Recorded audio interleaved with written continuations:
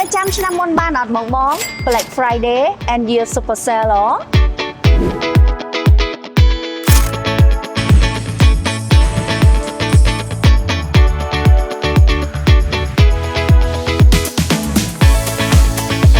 ឆ្នាំនេះកាន់តែពិសេសថ្ងៃចាប់ឆ្នោតស្វែងរកអ្នកឈ្នះ iPhone 16 Pro Max និងកង់អាគុយខិតជិតមកដល់មែនទែនហើយ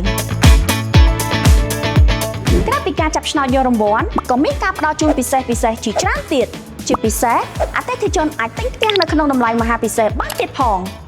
ប្រញាប់រួចរាល់ឡើងណាបងដែលមានបំណងចង់ទិញផ្ទះគ្រាន់តែមកទស្សនាក៏មានឱកាសឈ្នះរង្វាន់នឹងគេដែរផ្ទះក៏ទិញបាននៅក្នុងតម្លៃមហាពិសេសរង្វាន់ក៏ឈ្នះនៅចាំអីទៀត